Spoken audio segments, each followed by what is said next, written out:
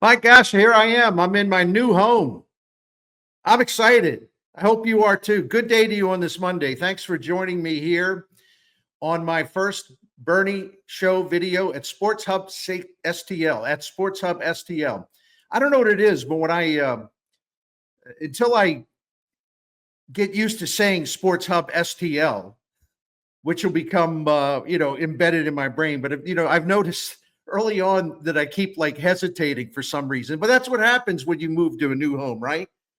Things are different. The furniture's different. The look is different. You got to kind of learn how to get through everything. So I'm just very delighted to be here. I really, truly am. And I want to thank Dave Green, Joe Roderick, and so many others for making this happen, and also just helping me along the way with these videos and my writing. And boy, the display at sportshubstl.com looks great. I'm flattered by the prominence of just they got a Bernie hub in there. So make sure you go to sportshubstl.com and you can take a look around, because it isn't just me. It is not just me. I mean, there is so much going on this site, this new venture, which is changing as we speak. It's changing the way sports media works in St. Louis. This platform is really exciting. I can't believe all of I do believe, because I've been watching them. I mean, live stream post-game shows, like right after every game played by one of the local teams, including the colleges. Nobody's doing stuff like that. And by the way, I also want to give a tip of the cap, since I'm also a writer. I'm really impressed. There's a young group of writers and also people doing these live streams that I talked about that are really talented, and they're going to make their mark in the profession. And so there's a lot of good written stuff about your local team. So anyway, please subscribe to Sports Hub STL. And if you do that, on these videos is what I'm trying to say, Sports Hub St. Louis, you'll be able to leave some comments under each video. And I think you got to subscribe to be able to do that. And I love reading your comments. So, thank you in advance for subscribing. And, by subscribing, you'll not only get a direct feed to my videos, but you'll also just get a look at all the other stuff that's going on here in this new sports hub for St. Louis. So anyway, you can check out my written columns. I already got one up about the 9 keys to the 2025 season. So that's there for you whenever you get the time to read that. And I was excited to see it right there at sportshubstl.com. All right, let's get started here, okay? Let's talk about the Cardinals opening day roster, shall we? I'm going to begin with the position players, and then we're going to move on to the pitchers. Number one, the Cardinals haven't done a full reset. I've yapped a lot about that for quite a while now, the whole offseason actually. And they weren't able to trade third baseman Nolan Arenado, so it created a domino effect that prevented the team from doing and setting up the position player side in the way that they really wanted to. So that is noted. That said, I try to be fair here. It's important to note just how young this lineup is. The Cardinals will open the season with 5 starting players aged 24 or younger: Jordan Walker, Masyn Winn, Nolan Gorman, Victor Scott, and Ivan Herrera. I always call him Ivan. I don't know why. I'm going to have to get out of that bad habit. The average age of those 5 players is exactly 24 years old. And if we include Alec Burleson, who is going to, obviously be a prominent presence in the lineup, maybe not get as many at-bats this year, but that remains to be seen. He's 26. So if you add him into this group, the average age goes to 24.3 years old. If you include Lars Nootbaar, who is 27, the average age is still less than 25 years old. And even if we add the other catcher, Pedro Baez, who's 26, I believe, that would be a group of 8 position players that still have an average age of just under 25 years. So it is a younger team in terms of the position players. And I realize that most of these guys were still here, or they were here before. I mean, I get all that. But they're back, yes, but they're also still quite young. and the rest is up to them what they're going to be able to do to spark this offense, because that's going to be a huge challenge going forward in 2025. All right, let's go to number 2, Victor Scott. I'm delighted that the front office and manager Ali Marmol did the right thing here by naming Scott as the starting center fielder. That said, frankly, it was pretty ridiculous that the team took this long to make this decision, like down at the wire. Scott has been the obvious choice for several weeks. The guy's done everything they've asked him to do. He had a spectacular spring training. And so I think this was like a kind of a no-brainer decision. So why were they acting like there was a chance they still might send him to the minor leagues or something? And some of the really outstanding beat writers in our market, and I praise them with the utmost sincerity. My friend Derek Gould, my friend Katie Wu, they were doing their roster projections and speculating that Scott would be opening the season in AAA Memphis. And they weren't just being whimsical. I mean, they had information that led them to jump to that conclusion. So I hate to say this, I hate to be this like cynical guy, but it's almost seems like, I hate to say it, but it seems like the people in charge were like almost waiting for a reason to justify putting Michael Siani in center field. We know that the manager loves Siani. So, and until the very end, until they actually made the announcement, Victor Scott is our starting center fielder. Till they made that announcement late Sunday morning, I questioned whether the Cardinals would do something really stupid like sending Scott to the minors after he was their best player in camp. But Scott, to his credit, he would not let this happen. Not going to let it happen. The 24-year-old speedster was a much different hitter than we saw a year ago in spring training. For some reason, and this is one of my little pet peeves, you'll have to listen to me like kind of squawk a little bit from time to time. For some reason, I've seen too many people, including some bloggers, talk about, Victor Scott had a good spring training in 2024, but what did it matter? He couldn't hit in the regular season. So what's the difference now? It's the same thing. He had another good spring. What's the difference? My goodness, power. Did you see the power? He worked all off season with a number of coaches to, not only change his swing from the standpoint of having better hand placement and being able to launch the ball better, but he also has got the leg tap and some other things going on. He has much stronger lower half strength, which gives him the ability to hit the ball with a great deal more authority. So I don't want to hear this stuff about, he was a good hitter last spring. Where did that get him? I know it's spring training stats, okay? But that's the point. People are referencing last year. So if you're going to reference last year's spring training, then this year's spring training is fair game. Last spring, Victor Scott slugged only .366, which is not good at all. He had one extra base hit and 41 at-bats. This spring he slugged .721 with 7 extra base hits and 43 at-bats. If we compare Victor Scott of 2025 to the 2024 Jupiter version, his batting average this time was 32 points higher. His on-base percentage was 47 points higher. His slugging percentage was 355 points higher. And his OPS was 400 points better. This wasn't the same guy. So stop with this stupid narrative about, he hit last spring. He wasn't any good once the regular season started. Stop with the narrative. You're all you do, the people that spread that stuff, all you're doing is revealing how little you pay attention. And he made so many positive changes, and his dedication to improvement puts him in a much better place as he starts his second big league campaign. I'm really excited that Victor Scott's going to be the starting center fielder, although, once again, it never should have taken this long to make that decision. All right, let's go to number 3, Michael Siani. He made the roster as the 4th outfielder. I'm not surprised because Marmol is Siani's biggest fan. And listen, Siani plays excellent defense.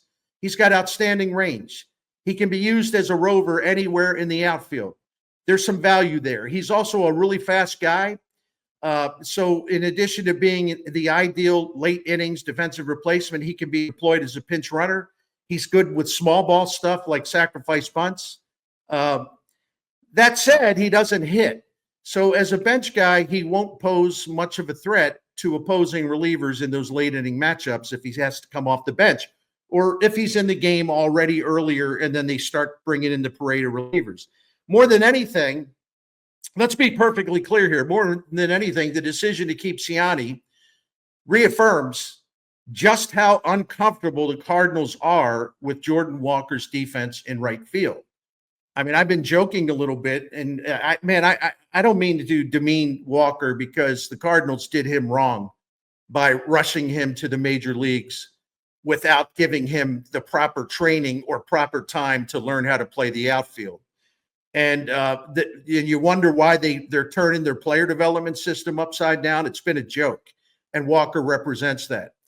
But I was joking around. I said, it's almost like they're keeping Siani on the team because in the late innings, or if they have a lead and all that, they want him to play two positions, center field and right field. And he almost has the range to do that. Listen, I would have preferred, like, I guess in another sense, for sure, I would have preferred seeing Matt Koperniak get a chance to be in the big club's outfield group. He would add more offense to the reserve strength. He would give them a more capable bench in terms of those late inning matchups offensively. But that was not going to happen given the team's obvious anxiety over Walker's defense in right field. All right, let's go to where I'm at. Number 4, the front office and Marmol decided to go into the season without a backup shortstop. It was a very interesting choice. I don't think many of us anyway expected that. The Cardinals had a couple of candidates for the job in Jose Fermin and Jose Barrero, and Barrero had a really great start. Camp faded a little bit. Fermin came on strong at the end. We all thought, in fact, the Cardinals told Fermin earlier in the week, they told him that he was going to be on the club, and then they changed their mind. Those must have been some meetings, right?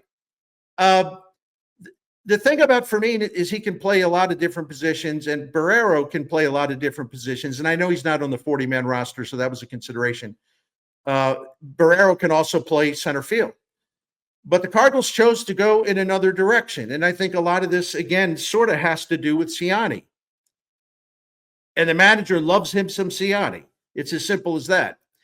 So Brendan Donovan will play short, handling Masyn Winn's days off. And shortstop is, listen, man, Brendan Donovan is very valuable because he can play a number of positions at average or slightly above average skill. Shortstop's not his thing. It's just not his thing. But question, how many days off are we really talking about here? Now, Masyn Winn has said he wants to play all 162 games this season. And with this move to forgo having a true number 2 shortstop on the roster, Oli Marmol appears to be endorsing the idea of Winn playing an extremely high number of games. Is that a concern? Well, yes and no. Now, listen, I always do research to make sure I know what I'm talking about. And I was a little surprised to see, after looking at it this morning, there's a lot of this going on in the majors where teams are playing their shortstops, starting their shortstops for a tremendously high number of games. I guess this one just kind of got by me. But last season, 10 major league shortstops started at least 150 games. Willie Adames, then with the Brewers, started 161 games. Bobby Witt Jr. started 160. No wonder. One of the great players in baseball at a young age. Ellie De La Cruz in Cincinnati started 159. The Yankees had Anthony Volpe at shortstop, starting him 158 games. Gunnar Henderson, Jeremy Pena, each started 157. So when I first heard Winn say, well, I want to start 162, which he's not going to do, but he wants to be close to that. So in fairness to Winn and Marmol, a lot of teams are doing just this. They're going with heavy-duty innings, putting that on their starting shortstop. So this is not some weird Cardinals thing. This is becoming more and more prevalent in baseball. Now, that said, Winn tired out late last season in the final month of his first big league campaign, his first full big league campaign. He had a 287 average and a 765 OPS through August the 29th. But in his final 25 games, The exhausted Winn only hit he hit 182 and his OPS was 572. So the buildup of all those innings had an impact on him. There's no doubt about it. Now, you'd figure he'd be more accustomed to it this year, his second full season. So we'll wait and see about that. Listen, Masyn Winn has a lot of value. He shouldn't be batting leadoff, but he's got a lot of value. And his defense is gold caliber, fantastic. He's a really terrific all-around player, as shown by the Cardinals' 77 and 67 record when he started last year. He's a valuable guy. But the one question that's lingering out there, will he get enough rest to avoid another late season fade out? All right, let's move on to the pitchers. First, the bullpen. I'm saving the Matthew Liberatore stuff for last. First, the bullpen. The opening 2025 bullpen features many returning cast members from 2024. And that's really a good thing because last year that bullpen was exceptional. It was one of the best they've had in franchise history. And yeah, that's a fact. All right, there are 5 right-handers: Ryan Helsley, Ryan Fernandez, the free agent signing, Phil Maton, Chris Roycroft, and Kyle Leahy. I was glad to see Roycroft and Leahy in place. Roycroft's got nasty stuff, and he looked great all spring. Now he's going to have to prove something in the regular season, that he can be a lot more effective against left-handed hitters. But I know he's been working on that. Kyle Leahy, that really made me happy because I think he's a very underrated bullpen piece. Last season, he protected the high-leverage relievers in this bullpen because in games that got away early or games where they just were short on relievers, even if the games were tied or the Cardinals had a lead, he could come in and give you more than one inning. And when he was used in high leverage spots last season, Kyle Leahy actually did a really nice job. His durability is a buffer, a really important buffer that prevents the team's high leverage relievers from being pushed too hard. And that's important over 162 games. All right, let's talk about the rotation. I saved the Matthew Liberatore decision for last. I knew the Cardinals had Liberatore starting games to get his arm stretched out, ready for a potential rotation spot. And they kept talking about they're looking at him as a starter, and the outstanding beat writers covering the team, kept talking about him competing for a rotation spot. I trust them. I don't trust the Cardinals, whatever they say, but I do trust Derek Gould and Katie Woo. But I didn't take this Libby in the rotation talk as seriously as I should have. My bad. I've just heard this kind of song and dance and speaking out of both sides of their mouths from the Cardinals for way too long to believe what they say when they say something's a competition. Just like Victor Scott and Michael Siani. It never should have been a competition, but it went down to the end before they actually did the only sane thing, which was to give Victor Scott the starting job. So I don't believe what they say. It pains me to say that, but that's true. So I didn't take it seriously, the Libby in the rotation talk. I just assumed Libby would be utilized as a reliever, and there's a chance he'd be a very good reliever. And I'm happy to be wrong about that because I totally believe this guy needs to get a full opportunity as a starting pitcher. He's got a lot of talent. He's definitely maturing, but he's still only 25 years old. He's never at any point had an extensive opportunity to start the majors. Quite a few of these starts have been these, opener jobs where he comes in and pitches an inning or two and then he leaves. In fact, last year, they gave him the ball for a start after he had pitched the night before in Miami. So they've been yo-yoing him back and forth, and it was never really fair in terms of like giving a young player a chance to really grab onto a starting pitching role. He's got so much talent. And again, sorry to be redundant, but I forgot to mention this. So he came out of the Cardinals in 2022 and then 23, 24. So he's had 3 years with the Cardinals off and on in the majors. But the bottom line is he's averaged only 35 innings as a starting pitcher in his first 3 seasons with the Redbirds. So I like seeing Liberatore get this chance, and he has some stuff to prove for sure. Primarily, and I gave some numbers in my column today about keys to the season if you want to go reference those stats. But he is going to have to prove that he can counter the other team's lineup strategy when days that he starts. They're going to be stacking that lineup with right-handed hitters. He's been very vulnerable to right-handed hitters so far during his major league career. The other surprise here and it is Liberatore related, is that the team came out and declared right away, well, he is the fifth starter.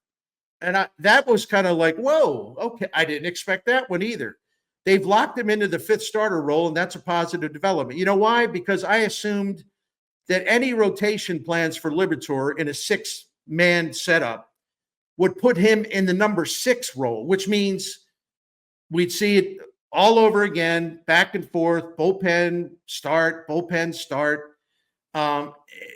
But no, to my surprise, and way to go, Cardinals, they committed to Liberatore as a starter, and they're putting Steven Matz in the swingman role. Now, yeah, that should be an obvious decision, right? Yeah, but to the Cardinals, how many times do the Cardinals, when there's clearly a right decision to make, how many times did we see the Cardinals make the wrong decision anyway? So this is a small step forward, I guess, for the organization, a clear-headed move, because Steven Matz has got 1 year left in his contract. There's a chance he'll be traded. There's a chance he'll get hurt. Not taking a cheap shot, but it is what it is.